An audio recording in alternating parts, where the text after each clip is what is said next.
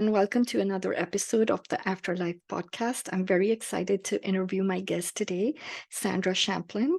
She's the author of the #1 international best-selling book, We Don't Die, A Skeptic's Discovery of Life After Death, and host of We Don't Die Radio and Shades of the Afterlife with over 550 combined episodes. Sandra organizes online medium classes, courses, demonstrations, and also the non-denominational weekly Sunday gathering. She is committed to making a difference in the lives of others, and she is here with us today to share with us her incredible story. Welcome to the show, Sandra. Oh, good morning, good day, good evening, wherever your listeners and viewers are. Thank you for having me today. I'm so happy to be here. Thank you, and I can't wait to hear your story. So how did a skeptic, your former self, become a believer in the afterlife? Well, this goes over 26 years now. A little bit about me. I was raised with two great parents. My dad's in the spirit world now, and my mom is with me upstairs. But we grew up in a household that it was like you had to see it to believe it. There was a local medium that lived in town, and she'd give these psychic predictions. She was always wrong. And that just kind of really sealed the deal that things that seem too good to be true probably are. We were going to Catholic school, Catholic church ever since I was a kid, but I never felt that faith. It was just something that good people do. So I never had that connection. So I grew up not believing, really never thought about it too much, but I was very opinionated and big ego. In fact, if I go to a bookstore and I see people in the spirituality section, I would feel sorry for them and talk about a big ego. I thought there's no proof of any of that. I, at a very young age, just assumed people who had near-death experiences, when they saw the light, that was just a normal part of the brain shutting down.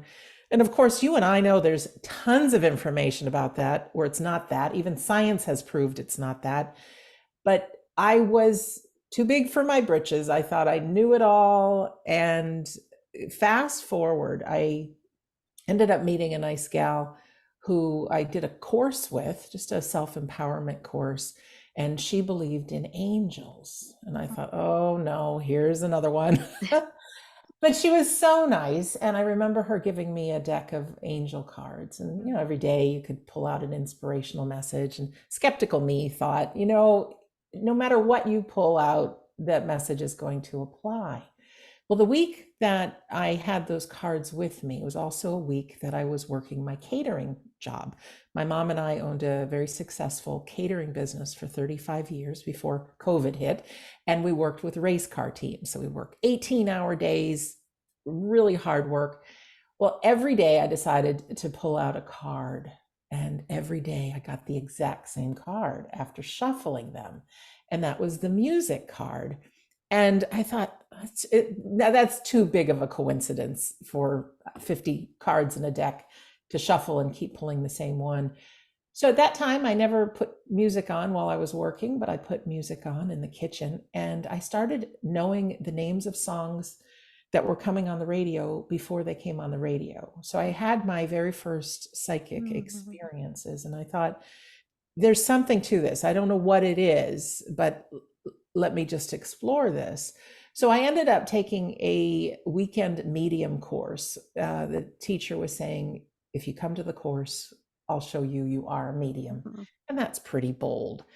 I didn't tell anybody I was doing this. I said I was going to a business class, because again, my ego was against all of this. And in the course of a 3-day medium class, the biggest thing that happened to me, the biggest aha moment, was when the teacher just said, I'm just going to show you how this works. You're not going to be a medium, but this is just how it works. Everybody take a partner. And I didn't know anybody in the room. So I picked this decent looking lady, and she said, close your eyes and feel love for this person, and can create like a bubble of energy around you, something like that. And then she says, I just want you to use your imagination and make up that there is a person standing behind your partner. And with my eyes closed and holding this woman's hands, I made up that her grandfather was with her, It was her mom's father. I saw a fishing boat.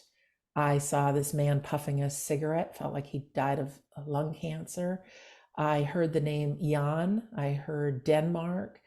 Um, he had a big gap between his front teeth, blonde hair, blue eyes. And with my eyes closed, as I believe I am making this up, I tell this woman the story. And they say there's usually a message that comes through. And I just felt this message would be, or I was making up that this message would be that her grandfather never told his daughter, her mom, that he loved her and wanted to give that information. He was a real tough man. So when I opened my eyes to say, okay, it's your turn, it was just streams of tears going down this woman's cheeks.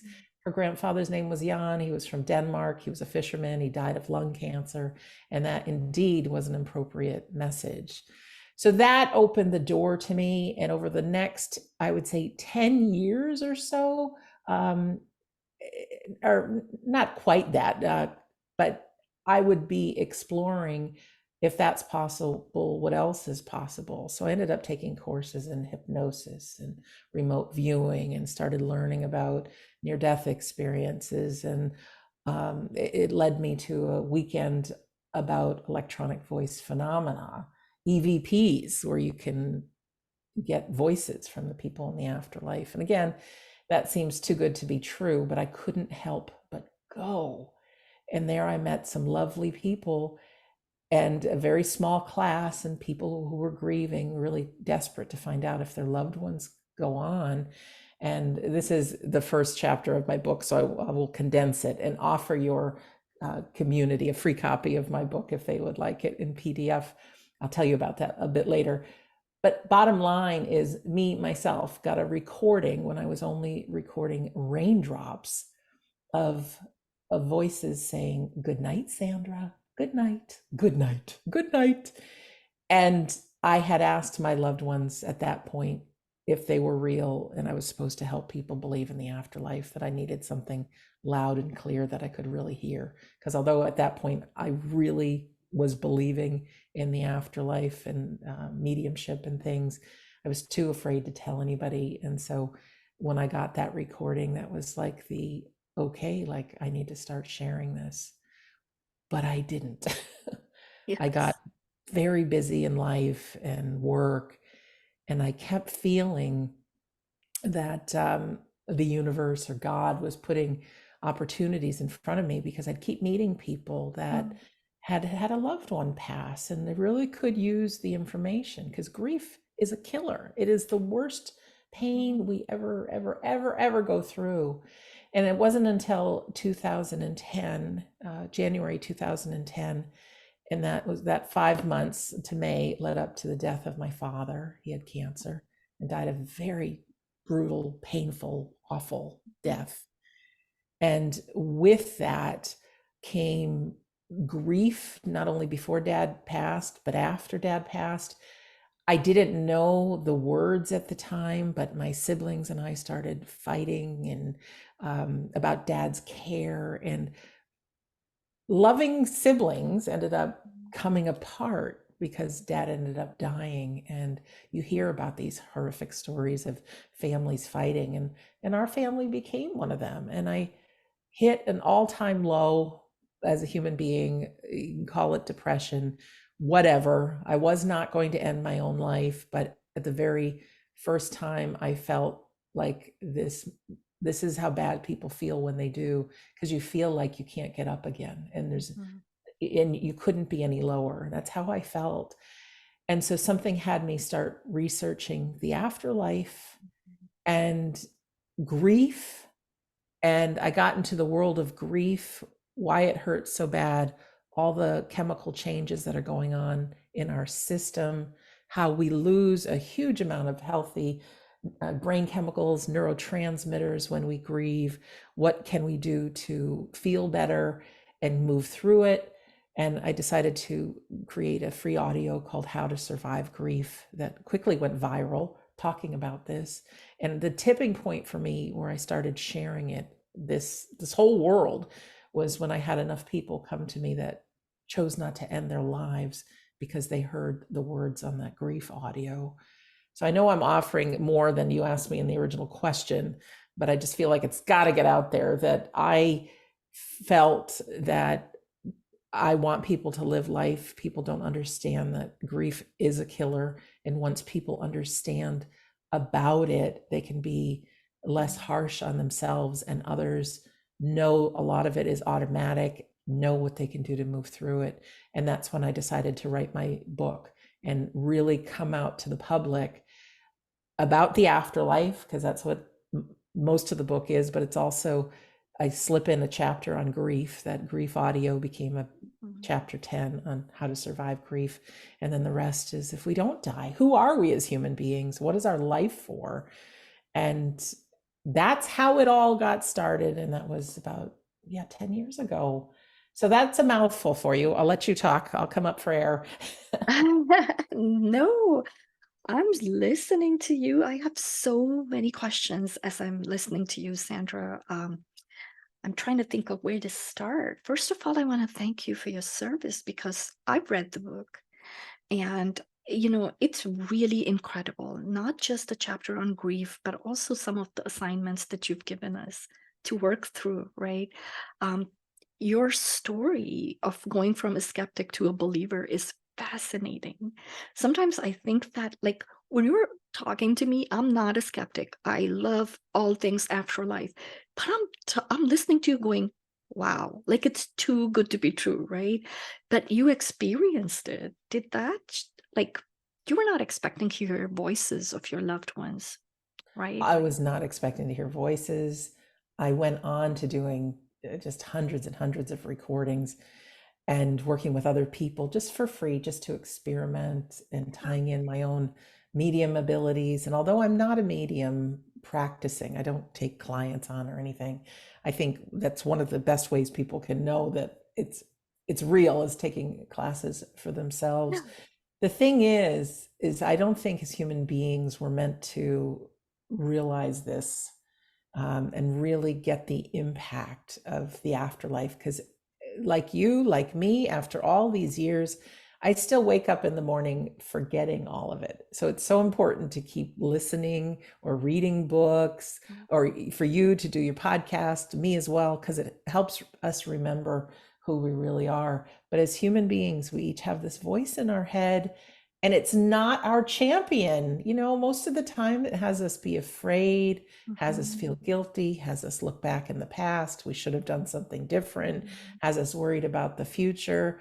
We're getting older, at least I am. I look in the mirror, the first thing is, gray hairs, wrinkles, whatever, too many pounds. Yeah. So it never says anything good. And so that's the voice of skepticism. That's the voice that has us not believe. That's the voice that keeps us playing the game of being human. So I think there's a place for it, but I also think we need to recognize it and not listen to it all the time, because it doesn't tell Definitely. us the truth. Definitely. And it keeps us playing small, right? And that was my next question, Sandra. You do classes, you teach classes on mediumship. With all of the last 10 years that I've been trying to learn about, the afterlife, mediumship, I've always used to think it's like a gift that you were just born with.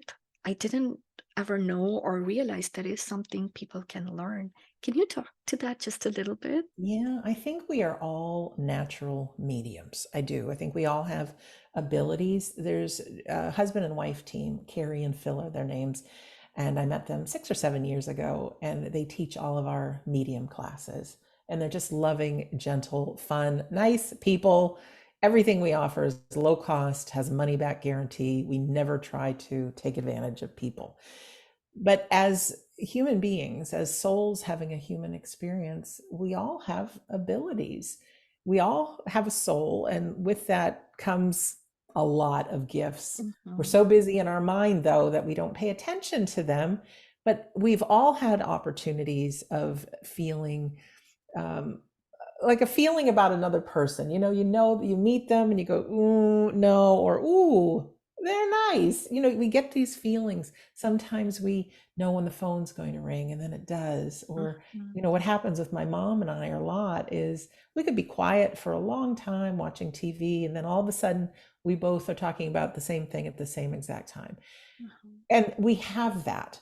And so it's an opportunity to learn about it. It's an opportunity to nurture that. Like every person can learn to play the piano, right? But some mhm, people are naturally gifted at it. mhm, Well, that's the same thing that goes with our psychic and medium abilities.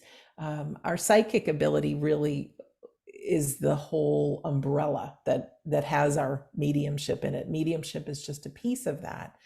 But in our classes, we think, you know, to be a medium, we're reaching out, we're reaching up out somewhere, but it's actually paying attention to our feelings, getting so present to what's happening in our belly, which sounds a little crazy, but with having that love for the person that's across from you and mhm, having that trust. And if you're doing a psychic reading, you know, you're working with the person across from you and you're able to tap into their soul or their aura, and tell them things about themselves and give some guidance in things. And again, you know, you tapping into how you feel with that love for your partner, but then all of a sudden you might get images in your mind, you might get feelings, you might get a song.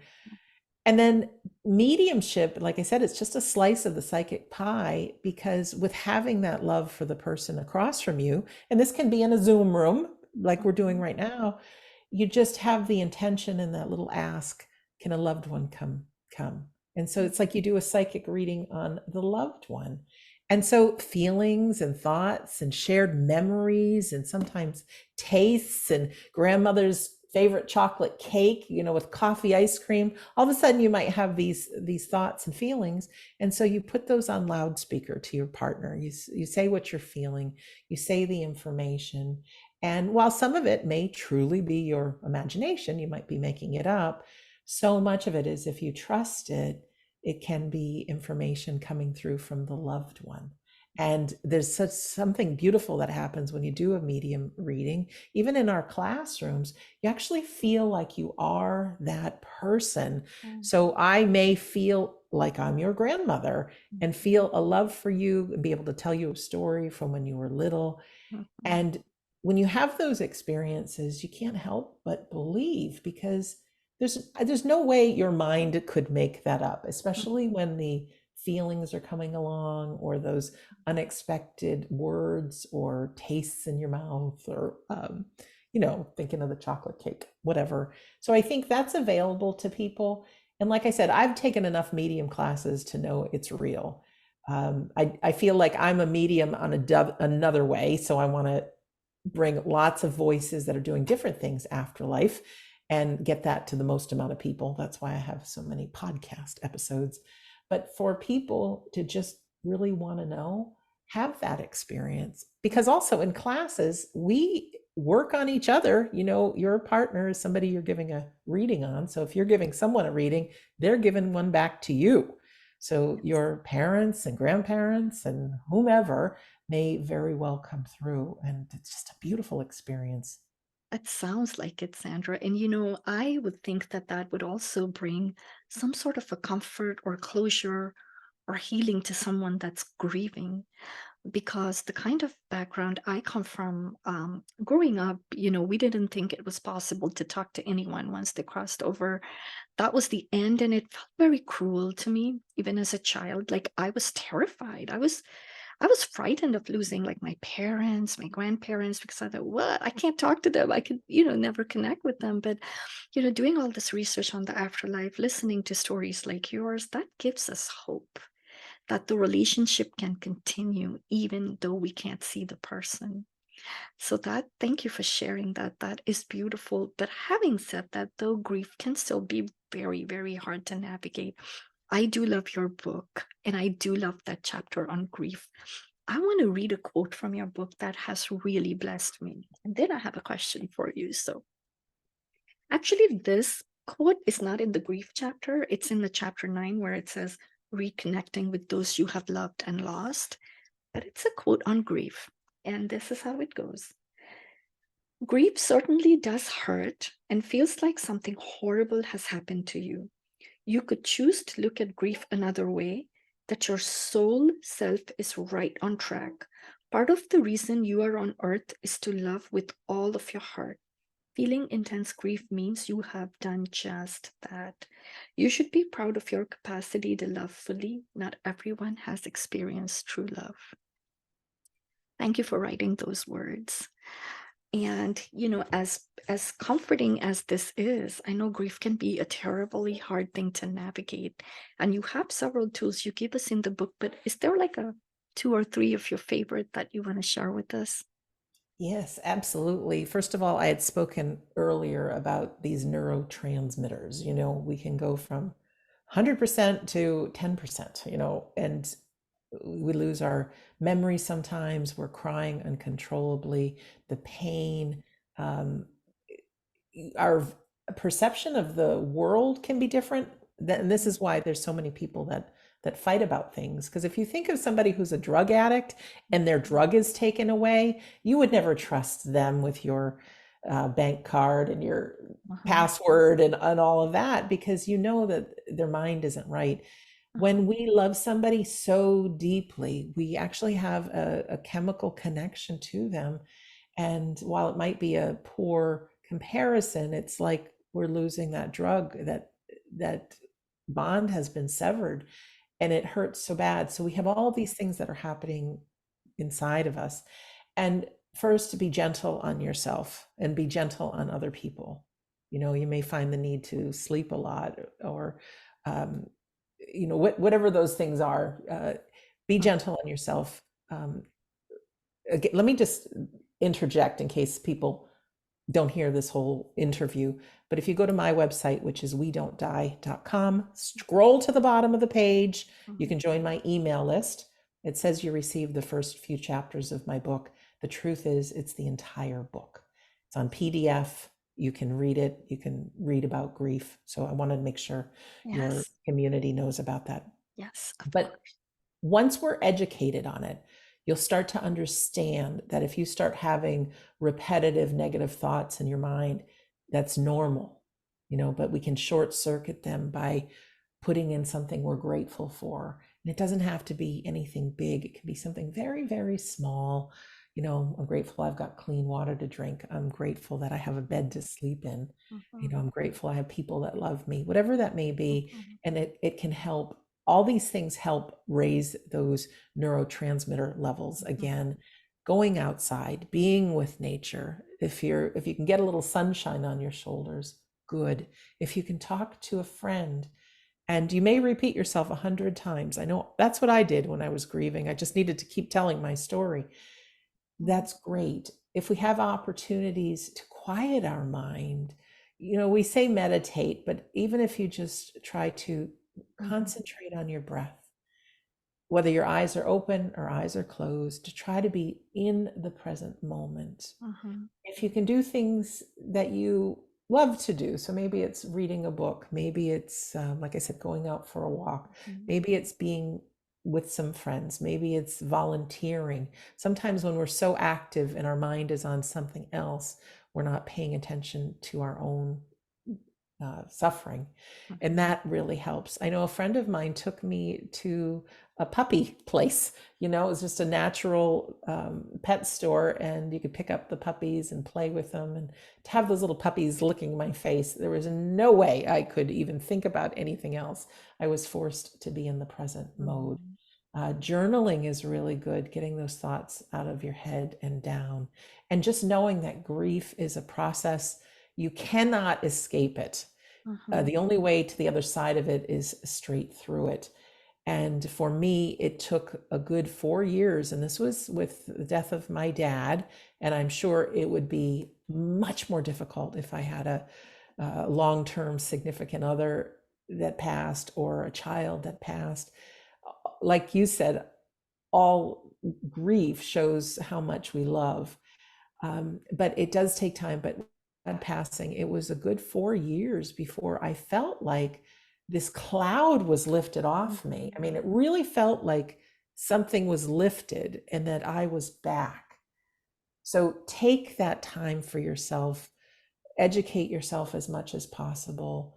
And I don't want to say the good news about grief, but on one hand, grief is something that can wake people up to asking the big questions. Who am I? What is my life for? And I compare it sometimes to those pine trees that are different areas of the world, but the only way they can replant themselves is when the pine forest burns and such intense heat will start is the only way that it cracks open those pine cones for new growth to happen. And I think with grief it has the opportunity, if we let it, to get us asking those questions. And once we get on that journey, looking to see who we are, what our life is for, maybe taking a class, maybe getting involved in something different, that's when I think miracles can happen. And that's when it's like, okay, this is all real. You know, we are souls having a human experience and we are very powerful. And like I said, yeah, magic and miracles start to Yeah, happen once you yeah, realize you're not alone on this journey. you're not. Thank you for sharing that, Sandra. And I really love the tips that you have in your book also. So, if people listening and watching, please do go to Sandra's website. That's incredibly generous that you're giving that away. So, make sure to avail of that. I want to just say that listening to you talking about handling grief, I'm also in the wellness space. So, I love that you talk about self care. Many times when we love someone and we're grieving, I know we could feel guilty for not grieving, for having those moments of finding our joy, right? In the midst of all that's going on.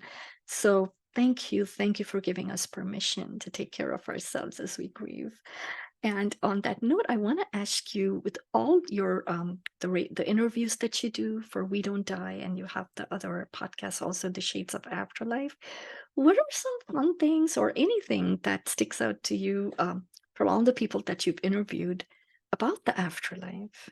Sure. Some of the greatest things is number one, there's a scientist in Brazil named Sonia Rinaldi. And for over 30 years, she has been capturing voices of people in the afterlife. She's never charged anything for this, all in the area of science. And I remember hearing about her, and she would have a parent come into her home, and she'd have her computer and some other equipment and an empty chair. And she'd say, okay, imagine your child is sitting in the chair and just talk to them. And so in the background, she was playing, I want to say it's like garbled human voices. So it's all like chopped up into little bits. And then when she would play back the recording, when the parent would ask the child a question, the child was able to rearrange those sounds into words. And a couple episodes ago on my Shades of the Afterlife, I have one on about electronic voice phenomena. And you can hear an example because it says, Mommy, I can talk. I mean, it just gives me goosebumps to hear that. And so in the past 6 or 7 years, she's also been working with video. And so where she's at now is, say she was working with you on Zoom, she's got smoke or vapor or steam that can form over your face and over to the side, and she'll film the whole thing, and it seems like the steam, the vapor over to one side, forms into faces. Now there is something called a pareidolia or pareidolia, where our human brain, it's very natural to look at clouds and see faces, to look at the bark on a tree and see faces. Some people can see faces on toast, you know, but that's a normal thing. That doesn't necessarily mean that there's someone there. Mhm. But her faces are so specific. They're in color. The Mm, person shows themselves younger. If they had glasses and a mustache, they might show themselves without the glasses and the mustache. Uh, it's just incredible what she does. So, and I know that my own father has come through in images, and no pictures as if he was ever on this world. There were not these pictures taken. And he came through healthy and young in its 20s. And it's like, yay. I mean, they're really great. You know, when you see your loved one, that mhm. it's them. So there's a whole world that's called instrumental transcommunication, the pictures and the EVPs, than that world. What is most fascinating to me these days is I love learning about these deathbed visions. Before Mm, someone passes, very often they see a loved one. There's a doctor that I recommend everybody check out. It's Dr. Christopher Kerr, who's a hospice doctor, and he has a movie called Death is But a Dream, and also has a book called Death is But a Dream. It's not just moments before people pass that they see their loved ones. And this is something I didn't know. mhm, Very often, it could be 3 to 4 weeks before someone passes that they call them dreams, but they are just as real as you and I talking right mhm, now, or mhm, me if my mom was in the room. They occur to people that real. And they're their loved ones. They're young, they're healthy. They talk about taking them on the trip, all of these kind of things. So there are so many stories of mhm. adults and as children that there are people that help us across, and there's so many beautiful stories that people see people that they didn't know were dead, and that's real confirmation that they're really there. And so I love hearing these stories because it just lets us know that nobody dies alone. People come for us. It's very comforting, and death really is like when we fall asleep at night and you just kind of can't keep your eyes open any longer, and sleep takes you away. Death, the dying process is that, and we open up our eyes and we're in a reality much like Earth. Our loved ones are there. It's comfortable. We feel like this life is just a dream. Mhm, I know that you are interested in near death experiences, and I mhm, remember one of the race car drivers that I had known. He told me a story kind of in secret because he says, "Oh, you're interested in the afterlife. I can tell you this." And he had gotten into a terrible car accident, and he said he saw his grandmother and grandfather so real, so clear, and it was like he wanted to go with them, but he could also see his mom and dad and brother praying by his bedside, and he knew the right thing was to come back. And then he woke up in his body, and of course there was pain and all that. mhm, But he was the one who first said to me that where you go is so much more real, that it mhm. feels like this life is just the dream. And we Uh, all know that. We have yeah. vivid dreams and we wake up and go, oh, it was just a dream. But that's what it's like. It's like a feeling of going home. So, yeah, I'm working on a podcast coming out very soon about children's near death experiences. They're just beautiful. There's shared death experiences that people can experience when their loved one's dying, very often experiencing the same thing. Uh, Gosh, there's tons of things. There's things like terminal lucidity, people that are, say, they have dementia and they have not been able to speak for a long time. And just moments before they die, they can come to life and they can talk to the people around them. And next thing Yeah. you know, they pass. There's so much research now with science, which I love. So science has actually proved that near-death experiences are not hallucinations. They're not our brain shutting down. Mhm, They're not yet willing to say publicly, mhm. what it may be, Yes. but there's too many things like the work of Ken Ring, doing near death experience investigations on people who never had vision. They're total blind all their life. Yes. And in the near death experiences, Mhm. one lady floated above the hospital. She saw a red Yeah. high heel shoe, Yeah. and come to find out there really was a red Red high heel high shoe on the heels. roof. And, Yeah. and these wonderful stories of people. So there's a lot. There's a lot. There's different kinds of mediums. Yeah, I'm sure there's a whole bunch that I'm not No, getting but to, this but is, those are a few tastes. yeah, some of the things you're talking about. I can't tell you, Sandra, like personally, even for me, it's bringing so much comfort. When we start beginning to understand, I don't think the afterlife will ever be able to fully comprehend. There are certain things that are mystery, and I think that's good too. But part of the reason I think we hold on to so much fear is the uncertainty because we don't know. And you said something I love. I'm making notes sure no one dies alone. And right there, that should take off so much of our own fear, Yeah. when our time comes. And that also gives me hope that there is so much love and benevolence and kindness in the universe. And it's all there for us. So, talking to you today, it's been amazing because I'm going to take away two things here, Sandra. One is we talk about the limitless potential of our soul if we're only willing to open our minds and start paying attention. And then all these beautiful things, these modalities, which can help connect us to the afterlife. Thank you for sharing that with us. I love your book. And once more, I am going to ask the listeners and the viewers, please visit Sandra's website. I'm going to have all the links in the show notes. And please grab your free copy. Thank you so much, Sandra. You're Really welcome. appreciate this opportunity to connect with you. My pleasure. Thank you.